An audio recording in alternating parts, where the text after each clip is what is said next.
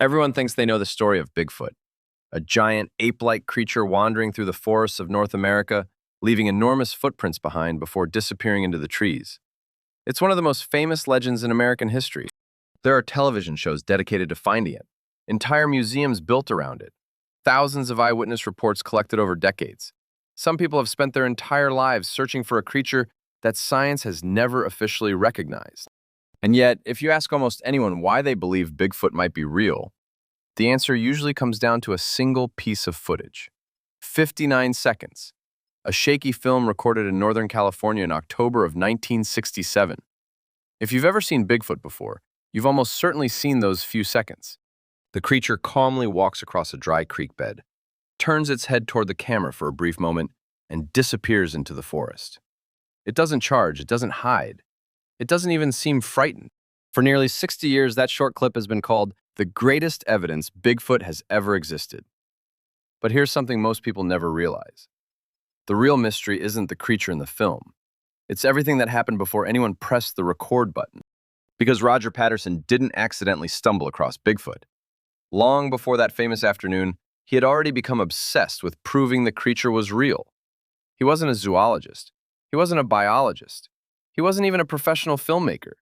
He was a rodeo rider with an expensive dream. In the early 1960s, Patterson became fascinated with stories coming out of the Pacific Northwest. Hunters claimed something enormous watched them from the trees.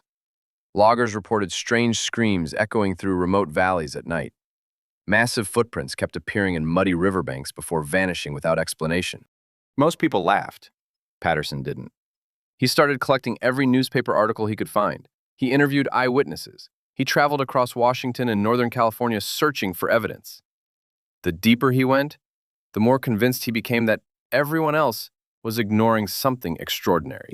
Then he did something even more surprising. Years before filming the most famous Bigfoot footage in history, Roger Patterson wrote a book arguing that the creature already existed. Think about that for a second. The man who would later record the world's most famous Bigfoot video had already published his own conclusions before ever capturing a single frame of evidence. Was he investigating a mystery or trying to prove something he already believed? That question would follow him for the rest of his life. But Patterson wasn't alone. Another man joined the expedition, Bob Gimlin. Unlike Patterson, Gimlin wasn't interested in becoming famous. Friends described him as quiet, practical, and honest. He loved horses. He spent most of his life outdoors. Even decades later, people who knew him struggled to imagine him participating in an elaborate hoax. The two men made an unlikely team. One chased legends, the other trusted experience. Together, they headed toward one place, Bluff Creek. At the time, Bluff Creek had already developed a strange reputation.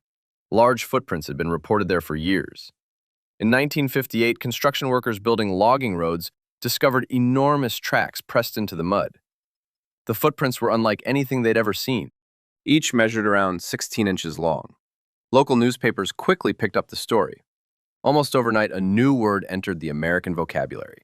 Bigfoot. The name spread across the country. Television crews arrived. Curiosity exploded. And just as suddenly as the footprints appeared, they stopped. Years later, one of the men connected to the logging site admitted that at least some of those original tracks had been faked using carved wooden feet. For many people, that confession settled everything. Case closed. Bigfoot was nothing more than a practical joke. Except there was one problem. Not every footprint could be connected to that hoax. And more importantly, Roger Patterson knew about the fake footprints before he ever traveled to Bluff Creek. He understood that people had already tried to manufacture evidence. Which raises an uncomfortable question. If Patterson wanted to fake the greatest Bigfoot film ever made, why choose the one location already associated with a famous hoax? It would have been the worst possible place to stage convincing evidence. Unless he believed that whatever had created the earlier stories was still out there. Or unless he thought the location itself would make people believe almost anything. Either explanation changes the story. Because by the morning of October 20th, 1967, Roger Patterson wasn't simply riding into the California wilderness. He was riding into the center of America's biggest monster legend. And before the sun went down, he would create 59 seconds of film that would divide scientists, filmmakers, anthropologists, special effects artists, skeptics, believers, and millions of ordinary people for generations. The question is, what actually happened at Bluff Creek that afternoon? On the morning of October 20th, 1967, Roger Patterson and Bob Gimlin were riding on horseback through the Bluff Creek area of Northern California. They weren't hiking. They weren't randomly exploring the forest. They were there for one reason. They were looking for Bigfoot. That's an important detail people often leave out. This wasn't an unexpected camping trip interrupted by an impossible discovery. Patterson had spent months planning the expedition. He had borrowed a 16mm Kodak camera. He knew the stories, he knew the location, and he hoped, more than anyone, that he would be the first person to bring back undeniable proof. Around 1:30 in the afternoon, everything changed. According to Patterson, his horse suddenly became nervous. Then he saw movement near the edge of the creek. Standing on the opposite bank was a large, dark figure. Patterson later claimed he jumped from his horse so quickly that he nearly fell, grabbed the camera, struggled to load it properly, and started filming while running toward the creature. If that's true, it explains why the footage shakes so violently during the first few seconds. But it also raises another question. How do you react when you're supposedly looking at a creature that shouldn't exist? Do you freeze? Do you run? Or do you immediately think about getting the perfect shot? Patterson chose the camera. For 59 seconds, he filmed the figure as it walked across the creek bed. Then it disappeared into the trees. That was it. No dramatic chase, no attack, no second encounter, just 59 seconds. And somehow those 59 seconds became the most analyzed wildlife footage ever recorded. The film was developed almost immediately. Within days, people across the country were watching it. Some believed history had just changed forever. Others laughed. To skeptics, the answer seemed obvious. A man in a gorilla suit. Case closed. But the more experts looked at the film, the less obvious it became. One of the first things they noticed was the creature's walk. At first glance, it almost looks casual, but slow the footage down and strange details begin to appear. The arms seem unusually long, longer than a typical human's. The stride is enormous. Some estimates suggest nearly 4 feet between steps. The knees remain bent in a way that's surprisingly difficult to imitate. Then there's the head. Most movie gorilla costumes from the 1960s had large, exaggerated helmets. The figure in Patterson's film doesn't. Its head appears small and low, blending almost directly into the shoulders. That wasn't how Hollywood designed ape costumes at the time. Then, researchers noticed something even stranger: the muscles. Frame by frame, parts of the creature's body appear to move beneath the hair. The shoulders shift, the thighs flex, the calf muscles tighten with each step. If it was a costume, it seemed to behave like skin stretched over real anatomy, rather than loose fabric hanging over a human body. For believers, this changed everything. They argued that no costume maker in 1967 could have created something that convincing, especially not Roger Patterson, a man who constantly struggled with money. But skeptics weren't convinced. They pointed out that people often see exactly what they expect to see. A shadow becomes a muscle. A wrinkle becomes moving skin. A blurry frame fills itself inside the human brain. After all, the film wasn't high definition. It was grainy, shaky, far from perfect. And imperfect images have always been fertile ground for imagination. Then another problem appeared. Nobody could even agree how tall the creature was. Some researchers estimated 6.5 feet. Others said over 7 feet. A few argued it could have been closer to 8. How is that possible? Because nobody knew the exact position of the camera or the precise distance between Patterson and the figure. Small errors in measurement created huge differences in the final estimates. Even something as basic as height became another argument with no clear winner. Years passed. Technology improved. Computers stabilized the footage. Researchers enhanced individual frames. Instead of settling the debate, every new analysis seemed to split opinions even further. One expert would publish evidence supporting authenticity. Another would publish an equally detailed argument explaining why it had to be fake. The film became something rare. Not evidence that convinced everyone, but evidence that convinced people of completely opposite conclusions. Then, more than 30 years after the footage was recorded, someone stepped forward with an extraordinary claim. He said he knew exactly what the creature was, because according to him, he had been inside it. His name was Bob Hieronymus. And according to him, the mystery had never been a mystery at all. In 2002, more than 3 decades after the famous footage was filmed, Hieronymus claimed that Roger Patterson had approached him before the expedition with a strange request. Patterson, he said, needed someone willing to wear a costume, not for a joke, not for a Halloween party, for a documentary. Hieronymus insisted Patterson paid him to put on an ape suit, walk across Bluff Creek exactly as instructed, and keep quiet afterward. If his story was true, then one of the greatest mysteries in American history had been solved. There was just one problem. He had no proof, no photographs of the costume, no written agreement, no witnesses who actually saw him wearing it that day. Only his memory. Supporters of Hieronymus argued that his story explained everything. Believers pointed out that extraordinary claims require extraordinary evidence. Ironically, both sides were using exactly the same argument. Then another name entered the story: Philip Morris. Not the tobacco company, a costume manufacturer. Morris claimed he had sold Patterson an ape suit just months before the famous expedition. He even demonstrated how similar costumes were made during the 1960s. To skeptics, this sounded like the missing piece of the puzzle. Case closed. Except, once again, things weren't that simple. When special effects artists compared Morris's surviving costumes with the figure in the Patterson film, several differences immediately stood out. The proportions didn't match, the shoulders were different, the head shape wasn't the same. The legs appeared much shorter. Could Patterson have modified the suit? Of course, but there was no evidence showing that he had. And without that evidence, the argument remained exactly where it had always been. Possible, not proven. Years later, Hollywood experts were invited to study the footage. Some believe the figure could have been created with an exceptionally well-designed costume. Others disagreed completely. John Chambers, the legendary makeup artist who designed the ape costumes for Planet of the Apes, was repeatedly asked whether he had secretly helped Patterson. His answer was always the same: no, he didn't make the costume. In fact, Chambers admitted that if it really was a suit, he couldn't explain how Patterson managed to build something that convincing with the money and resources he supposedly had. That statement has often been misunderstood. Chambers never said Bigfoot was real. He simply said that if it was fake, it was an unusually good fake. And coming from one of Hollywood's greatest special effects artists, that mattered. Then scientists entered the debate.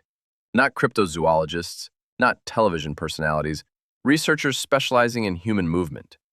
Some examined the creature's gait and argued that its proportions looked inconsistent with a normal human body. The arms appeared unusually long. The stride seemed remarkably efficient. The movement looked natural rather than theatrical. Others weren't convinced. They argued that grainy footage can easily create optical illusions. Hair hides body shape. Motion blur changes proportions. Low frame rates distort movement. In other words, the film wasn't clear enough to prove anything. But it also wasn't clear enough to dismiss completely. The Patterson film occupied an uncomfortable middle ground. Too convincing to ignore, too incomplete to verify. And that's exactly why it survived. Think about every famous mystery you've ever heard: the Zodiac Killer, the Mary Celeste, the Voynich manuscript, D.B. Cooper. They all have something in common. None of them give us enough information to reach certainty. Our brains hate uncertainty, so we keep returning, again and again and again.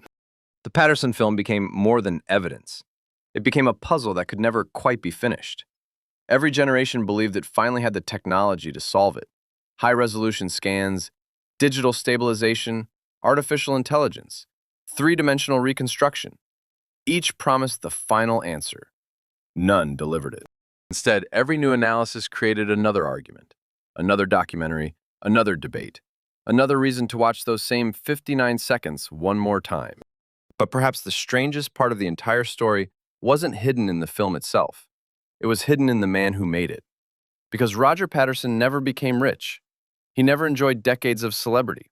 Just 5 years after filming Bigfoot, he was dead. And that changes the story more than most people realize. Roger Patterson died in 1972. He was only 38 years old. Cancer took his life before he had the chance to defend his story against decades of criticism. Until the very end, he insisted that what he filmed at Bluff Creek was real. He never admitted to a hoax. He never confessed to using a costume. And despite years of financial struggles, he never produced the kind of evidence that would have made him wealthy if the entire story had been carefully planned from the beginning. His death left behind something unusual, a mystery with no final witness. From that moment on, everyone else had to tell the story for him. Supporters remembered a man who risked everything to document an unknown species. Skeptics remembered an ambitious dreamer willing to do anything for fame. Neither side could ask him another question. And that's where the legend stopped belonging to Roger Patterson and started belonging to America. Because if you step back from the arguments, something fascinating begins to emerge. Think about what happened after the film was released. Thousands of people started looking for Bigfoot. Books filled entire bookstore shelves. Television networks produced documentaries year after year. Tourist towns built museums. People sold maps, t-shirts, mugs, action figures, and guided expeditions into forests where the creature had supposedly been seen. An entire economy grew around something nobody could prove existed. Most monsters disappear when evidence falls apart. Bigfoot did the opposite. Every failed expedition created another documentary. Every blurry photograph became another headline. Every disappointed search party became another reason to keep searching. Failure wasn't killing the legend. It was feeding it. And that's something surprisingly human. We like mysteries that stay just out of reach. Not because we expect to solve them, but because solving them would end the story. Imagine that tomorrow a wildlife camera captured crystal clear footage of a living Bigfoot. DNA samples confirmed it. Scientists announced the discovery of a previously unknown primate. For a few weeks, the entire world would be fascinated. Then something strange would happen. The mystery would disappear. Bigfoot would stop being a legend. He would become biology. National Geographic would publish a special issue. Zoos would discuss conservation. Researchers would assign the species a Latin name. And within a few years, the creature that once terrified entire generations would become another chapter in a textbook. Mysteries don't survive certainty. They survive questions. That's why the Patterson film refuses to die. Not because it proves Bigfoot exists, and not because it proves Bigfoot doesn't. It survives because it sits perfectly between those two possibilities. Every person who watches it brings their own expectations. If you already believe, you notice muscles moving beneath the hair. If you're skeptical, you see an actor in a costume. The footage changes surprisingly little. The viewer changes everything. Maybe that's why we've spent almost 60 years arguing over less than a minute of film. Not because the evidence is extraordinary, but because humans are storytellers. Long before newspapers, before cameras, before documentaries, people gathered around fires trying to explain the unknown. Sometimes they told stories about wolves, sometimes about spirits hiding in forests, sometimes about giants. Today we tell stories about Bigfoot. The technology has changed, the instinct hasn't. So, was the Patterson film real? The honest answer is that nobody can say with complete certainty. The evidence has been studied from almost every possible angle. Arguments have been made. Arguments have been dismantled. New analyses continue to appear. And after all these years, the question remains exactly where it started, standing quietly on the edge of Bluff Creek, looking back over its shoulder, waiting for us to decide what we think we saw. Because in the end, the greatest mystery was never the creature crossing the creek. It was why millions of people were willing to follow it into the forest. And perhaps they still are. Thanks for watching. If you enjoyed this investigation into one of America's greatest unsolved mysteries, subscribe for more documentaries where history, mythology, and mystery collide. And before you go, answer one question in the comments. If you had been standing beside Roger Patterson that afternoon in 1967, what do you think you would have seen?